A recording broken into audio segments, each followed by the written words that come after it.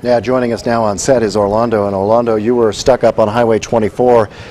You made it out safely, obviously. Yes. What did you see? Because we have some video showing cars getting pushed down the highway here, similar to what we saw on July 10th. Did you notice anybody injured or anything? Or, I mean, we're hoping and praying for the best here. Yes, we didn't see anybody getting injured, but we did see one guy. I don't know if it was the same person trying to get out of a car also, and it was very scary because he got out and then he fell down, and we were worried that we'd have to get out also. But we saw about 4 cars pass us, and initially there was a truck, and it just floated by. So it went by you first, and then it wound up coming back down the highway, stuck in the river, essentially. Yes. Yeah, and then there was maybe 2 more that came after that, and then another one that followed those 3. Okay. It was just amazing. Let's go ahead and, Casey, if we can, get that video that Kurt sent us, and well, the video that we've been showing of the car that was stuck. We saw the here we have. How can you tell where you were in correlation with this video here? Well, I think we were behind where that car is at. Okay. If that's the same car that we were watching, because we were right behind that, and so we were trying to stay towards the center of the highway, so that because there were cars that were way up ahead of us that were actually turning into like a dam. There was one truck that had a trailer, and they got turned sideways, and all the mud and rocks and boulders were actually getting piled up against it, and then it got wedged in between, I think, maybe 4 or 5 other cars. So, I mean, we were lucky that that they happened to be there. I mean, it was very unfortunate for them, and they probably saved a lot of people from getting pushed down into that big mud pack, which it is now. It was an amazing event. How quickly did this all unfold? You're heading up Highway 24, and then explain to people, so if they're, because essentially any of us could now be in this situation with the burn scars that we have there. What did you see so that when we're heading up there and we know it's raining and you know, we might get an inkling to maybe I want to turn around here, but explain to people what you saw as you were heading up before all of this, and you can see one of the vehicles that just floated by. There'll be another one here. But when you were heading up before it turned into this kind of thing, what was happening and how quickly did it develop into this? It was seconds. It was literally seconds, and there was nowhere for us to go. We were just going up to go camping, and then you know, we noticed that there was just a slowdown, and before we knew it, it was just a rush of water coming at us. And like I said, we were just trying to get over to the side so that we weren't getting hit by other cars that were moving down. You can see how fast they're moving down that whatever river of mud. Yeah. It was amazing. Had you thought just how powerful the water might be? Has this opened your eyes at all as to how powerful the flash flood can be? Yes. I mean, when we were out there after it was essentially over, I mean, the main part of it, we were walking up there, and there were boulders, I mean, the size of you, that had been pushed up, and there's probably a football field of mud up there now, and rocks, and a light pole, and trees, and some sort of retaining wall. I mean. And here we're looking at video. This is Manitou Springs, the aftermath. Oh yeah. You see the damage to the vehicle. There's going to be a lot more damage than we've seen from the flash floods the last 2 times we've seen the flash floods in this area. And you can clearly see it right here. We're going to have a news conference coming up in about 12 minutes where hopefully we'll get a little bit more information, but the assessment is going to take days probably until we find out exactly how widespread and how much damage Manitou suffered, and everybody else on the west side of the city, how much damage there might be. Now, I want to get back, Orlando, with you. When you were up here and this happened, it happened so quickly that it just catches you off guard.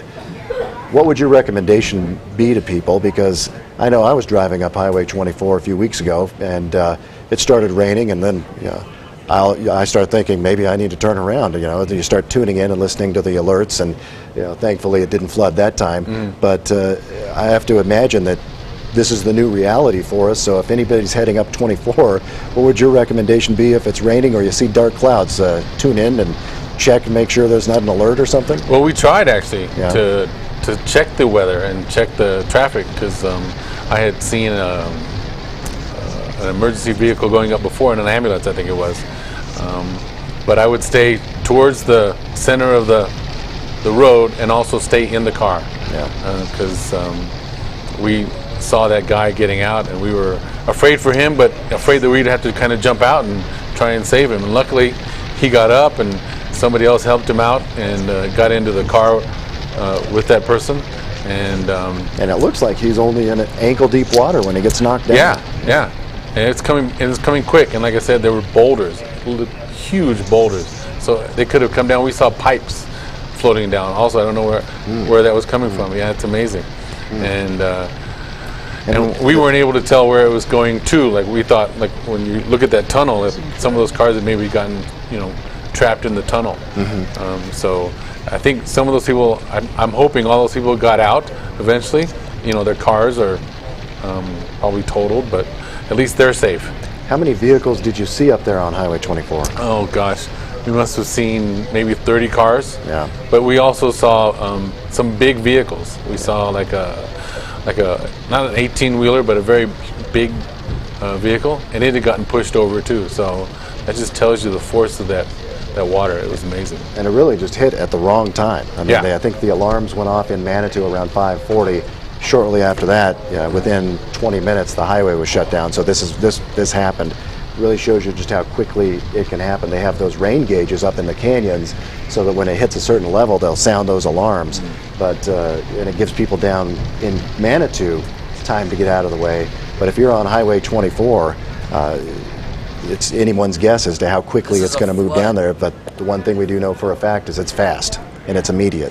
Yeah, we had passed a police car on our way up, so we figured we were okay. Yeah, we thought we were okay. And then we got, as far as we got, and then you could just see it coming, and it was amazing because you think, okay, it's a little bit of flooding, and then you start seeing cars moving towards you. Yeah.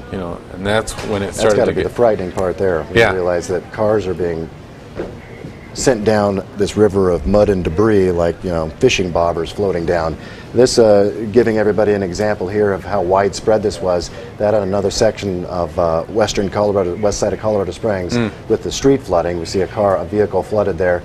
And again, you see the video. This is your video right here, Orlando, right? There's that guy trying to get out. Yep, you're at okay. So we have two angles of this video. You're down. Yeah. Okay. And you can see the mud that's flying off of our truck, because that's a Toyota Land Cruiser, which is a very big vehicle. And well, we were backing up and trying to, like I said, to get to the left, so that, and you can see over there's cars coming by. Yeah. They're just they're just getting washed through. I mean, look at that, and look how fast they're going. Yeah. And then this guy. The reason that we turned that off because we didn't know what was going to happen. Well, we thought, we're going to have to get out and save this guy, because. But he did. So this helps us out because we had been wondering from the other video we saw from an angle up the road. We saw him fall, and it appeared that he got up, but we weren't quite sure. But he did get up. Yes, he got up. And he got into the car next to us. Okay. So we were very happy about that. But he was covered in mud. I'm sure got scraped up. And then well, you see these cars coming down, and that's the scary part. Look at that. I mean, it's like you said, like bobbers. Like they weigh nothing. Yeah. Well, I could see why his instinct was, I got to get out of here. Yeah. But because he had been up about maybe 30 yards ahead and just got pushed back. Wow. And we at first we thought he was backing up. We're like, why is he backing up? But then we realized it was just the water. He was just getting pushed. And he was trying as best as he could to keep moving forward, but there was just no way. And how many emergency response vehicles did you see heading up there, and how long did it take for them to start moving up in that direction? Well, I would say probably about 5 minutes, and then they were all on the the eastbound lane. Yeah. And so they were just coming up to make sure that if there was somebody who was really hurt, that they could take care of them, making sure that. Everyone who was in their car that was safe, that there was no issues. I know that there was a woman with a baby that they managed to get out. Oh, there was a woman with a baby, but they're safe. Yes. Yeah, okay. We saw them walking down with her, and then the other people, like I said, though, in those cars, you know, No, there's cars that we are going managed down eventually to catch up with them, and I think they were all okay because I didn't see anybody being like, you know, pulled out or, you know, attended to. Yeah. And then I would say maybe 10 minutes later, you started seeing a lot more policemen coming up there, and then they tried to actually have a bulldozer, or no, I'm sorry, like a snowplow come through, but it was too much even for them. So they ended up getting a bulldozer, and then the bulldozer came through and pushed a lot of the debris out of the way, and that's how we ended up getting out. So they cleared a spot, and they were so explain that how they were getting it out, because this might give people an idea of how long this process will take. They cleared out behind you, and you were able to back out, or how did that work? We turned around and then headed back east, you know, coming directly down the way. So we had to turn around and then come through. But So did they push the road barrier aside and let you do a U-turn there, or nope, you they came just had a down the bulldozer westbound? and they just pushed it all off to the right. Okay. You know, so because there was just a little area where we could drive through, and he had to push like a log out of the way and a whole bunch of debris and rocks and boulders again, just out of that one section. But over in that same section where all those cars ended up, and they were basically buried. Yeah. You know. And we always like to talk about these teachable moments here. What is the lesson you could tell people from being in this firsthand and seeing the power of this? Well, like I was saying before, you know, stay in your car, you know, because it was so close for that guy, and we all, Yeah. you know, we would have been so worried to there's try and cars get that are out and going save him down and then there. ourselves, maybe getting carried away. But I know he was frightened for himself, so Oh yeah, I Yeah. think that I could see it. He takes off as soon as he sees these cars coming is when he really decides I got to get out of here. But and that would be my first instinct. But when you see what happened, and we have another angle of that where you see he does get swept down and falls down, but he was able to get back up because you guys saw him get up and he appears to be okay. But the instinct I think is I got to get out of here, and that's just the opposite of what you need to do. Yeah. Emergency experts want you to stay in your vehicle because you're safer inside than you are trying to get out and walk in this kind of thing. Now, I just handed this some information from Manitou Springs Fire Department. Several gas leaks up and down the Canyon Avenue area. They're working to close a 2-inch gas line. They do have confirmed 2 injuries.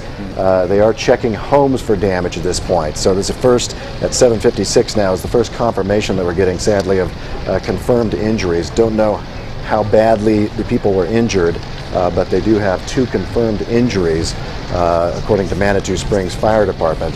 Now, I can say that if we make it out with just 2 injuries, I think we can consider this a lucky day, especially from what you saw. Now, this is the other angle of the same vehicle, and in this one, we will see the gentleman get out of the vehicle. Now, you're just down.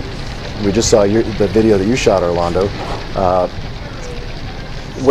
Now, I'm trying to picture. I think I know where this is, but explain to people how far up this is from Cave of the Winds.